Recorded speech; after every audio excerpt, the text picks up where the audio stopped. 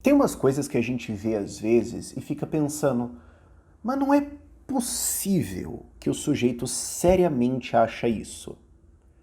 Mas talvez ele ache que é o Felipe Neto fazendo um desafio de se tem uma medida tomada pelo PT para transformar o regime brasileiro em algo parecido com Cuba. Não é possível que ele ache que não tem.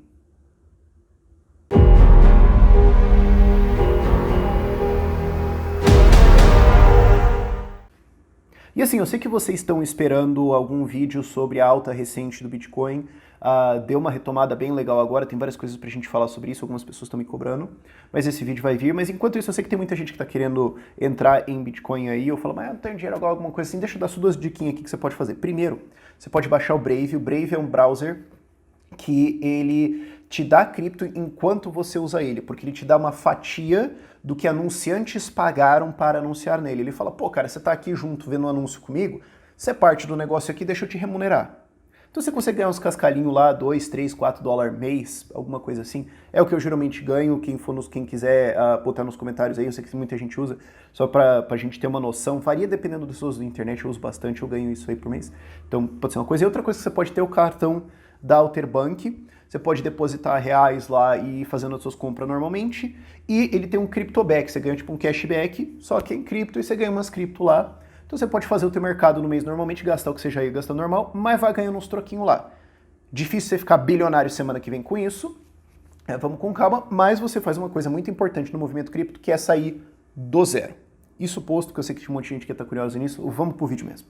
E assim, esse vídeo eu quero falar sobre medidas que o PT fez, claro, mas também é para vocês entenderem, assim, mentalidade esquerdista. Pra vocês entenderem, assim, as presunções, o que está por trás, os problemas como pessoas argumentam e tudo mais, entender como superar isso, e entender, às vezes, tipo, só esperar menos as pessoas mesmo, sabe? Porque, para você que tá lavando louça aí e não vai ver a tela, o que o Felipe Neto lançou? Lançou um tweet aqui. A arma da extrema-direita é sempre tentar dizer que a esquerda no Brasil quer transformar o país em Cuba. Então, bolsonaristas respondam. Em 13 anos de PT, se tem uma única medida tomada para transformar o regime brasileiro em algo parecido com o regime cubano. No aguardo. Antes da gente entrar na resposta, que eu queria citar duas coisas que o PT fez, eu queria só dar uma analisada aqui, porque note que ele está presumindo que é coisa de extrema-direita você dizer que o PT queria transformar o país em Cuba.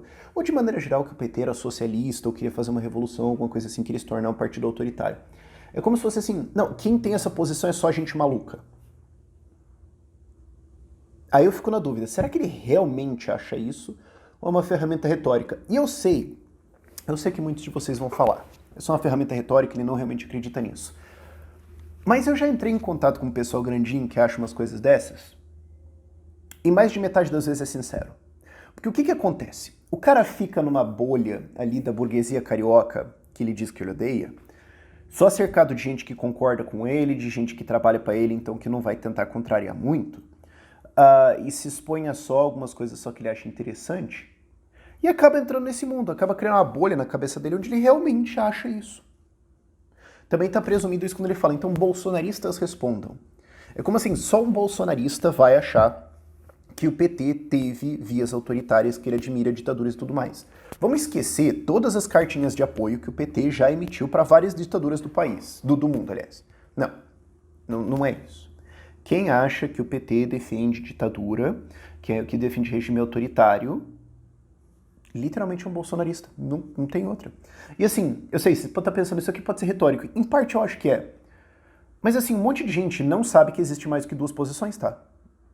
E eu consigo visualizar como um cara que está numa bolha da Disney, que é uma década, não sabe disso. Eu consigo. Ou como ele consegue olhar para libertários e pensar, é só um bando de fascista, eu li um artigo lá em algum blog e tudo mais, foi isso que eu precisava ver, acabou. E não tem ninguém ao redor para falar, cara, não é bem assim, sabe? Não deve explicações para ninguém, não tem que convencer as pessoas de nada, ele tem todo o poder dele, então ele consegue se cercar de quem concorda. Mas assim, respondendo a pergunta aqui, para falar de duas coisas autoritárias do PT. Primeiro, eu queria dizer uma coisa que eu excluí várias coisas de respostas possíveis. Você pode falar aqui, por exemplo, desarmamento. Porém, muita gente, inclusive, lamentavelmente, de chorar no banho, tem liberais que se dizem liberais, que vão defender desarmamento. Então, não sei. E você pode citar algumas outras coisas, tipo mensalão e petrolão. Né? Porque a resposta lógica aqui seria: o PT enfrentou muito mais dificuldades de estrutura institucional estabelecida do Brasil para instalar um regime autoritário do que foi encontrado em Cuba, ou na Venezuela, ou em outras várias ditaduras que o PT defende. Então aqui foi mais difícil. A resposta direta e simples aqui seria: não foi por falta de vontade, até por isso existiu o mensalão e o petrolão, para comprar base no Congresso, esquemas de corrupção, esquemas de golpe, cujo objetivo explícito era subverter a tripartição de poderes e criar uma submissão do legislativo ao executivo e aparelhar o judiciário. Até por isso existiram esses esquemas, para o PT então poder fazer o que ele queria. O que acontece é que o Brasil tinha uma estrutura institucional mais resistente, o PT teve que trabalhar mais para derrubar isso. Só que eu não vou citar mensalão e petrolão como resposta séria para isso aqui, porque eu não sei, honestamente, se o Felipe Neto acha que esses esquemas existiram. Porque tem muita gente que fala: não, tudo mentira da Globo. Literalmente tudo mentira da Globo.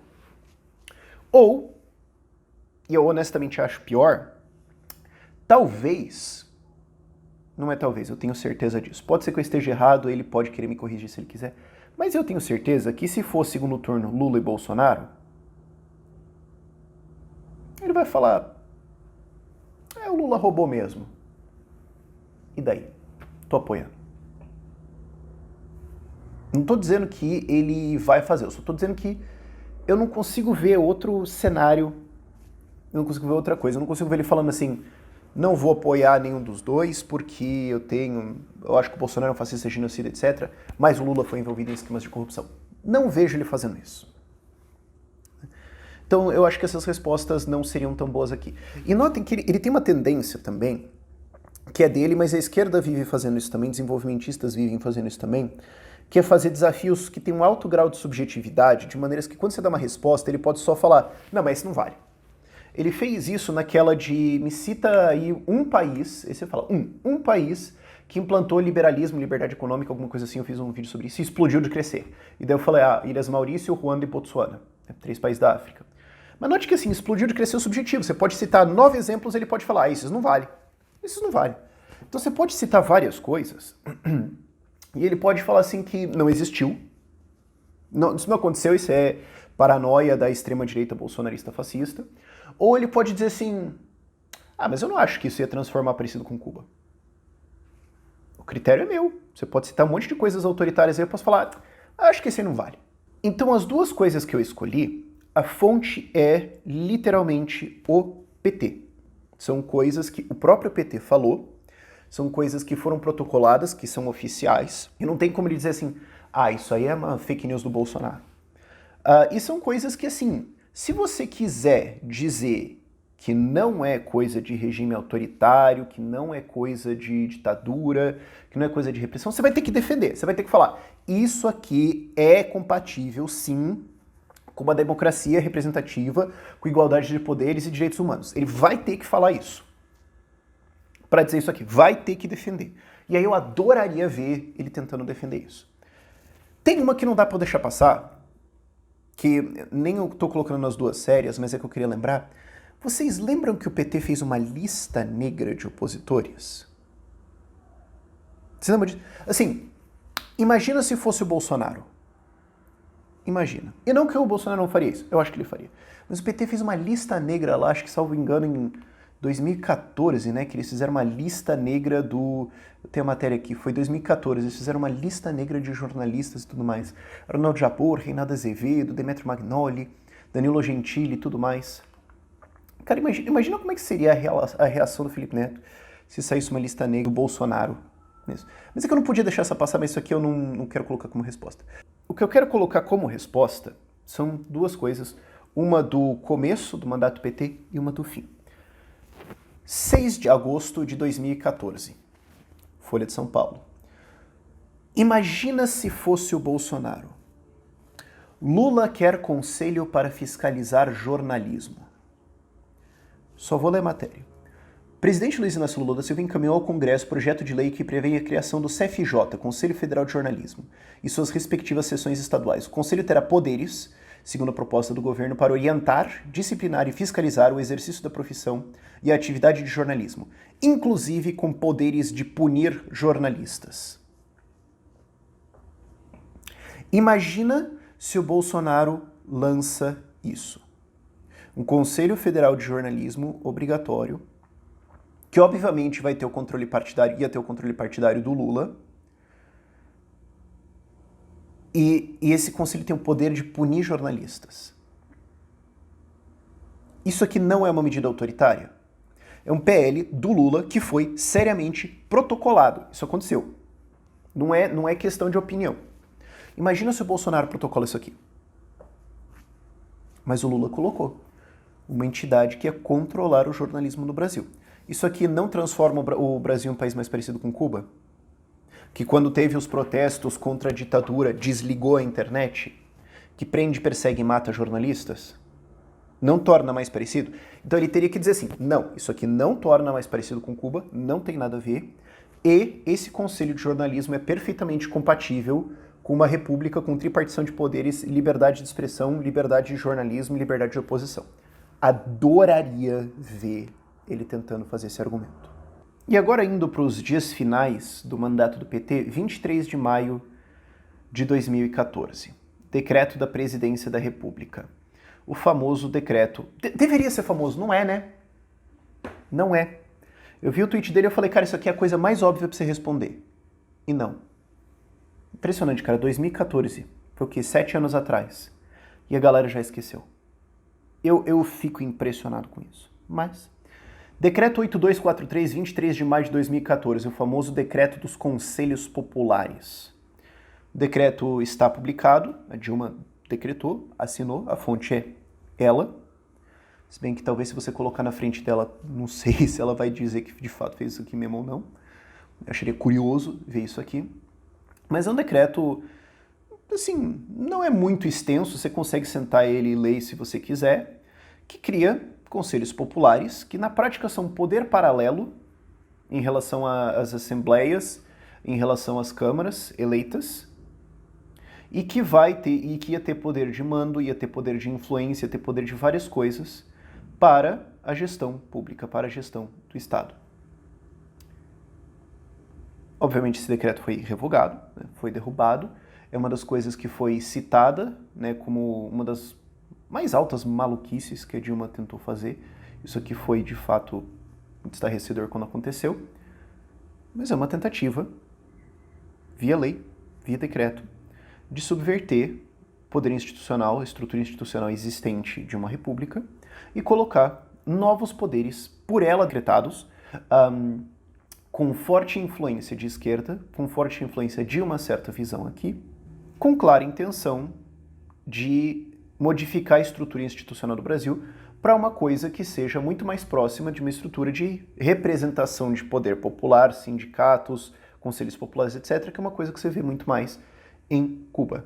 Claro, lá, assim como aqui é falsamente, é tudo um grande teatro, sendo que no fim das contas quem está em cima decide, mas cria essa ilusão de poder popular.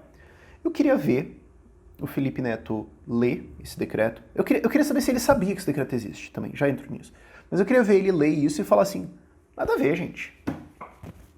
Nada a ver com Cuba isso aqui. Não é um arroba autoritário aqui, não tem problema.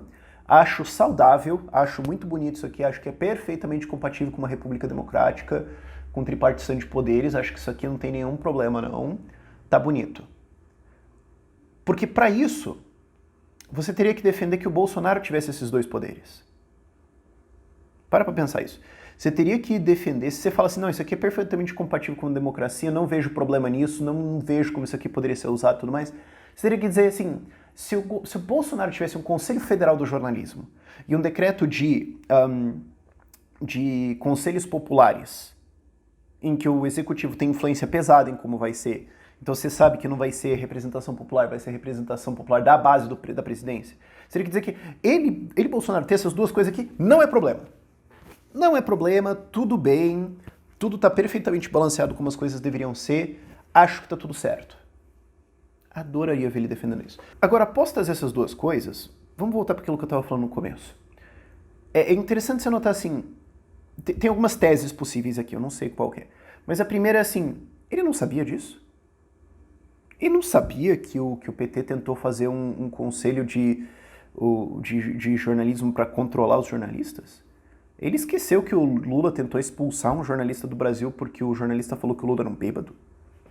Ele esqueceu dessas coisas. Ele acha que o Petrolão e Mensalão não existiram ou não... Ele não sabia desse decreto aqui? E se não sabia, tá opinando? O que tá acontecendo? Ou será que ele sabia e só tá fazendo isso para causar e chamar atenção e tudo mais? Sabe o que tá acontecendo aqui? É muito estranho ver... Porque ou você tem uma cara de pau, de um nível assim... que dá preocupação na humanidade como um todo, que alguém pode ter a cara de pau de ignorar isso. Ou de falar assim, ah, tem lá, mas ninguém vai procurar, o que não é muito diferente do que o Ciro Gomes faz, por exemplo. Ou é um real, verdadeiro desconhecimento, o cara tá numa bolha tão grande da Disney, das ideias dele lá, que ele não sabe disso. E se sente perfeitamente confortável em falar para um enorme público que ele tem esse tipo de coisa.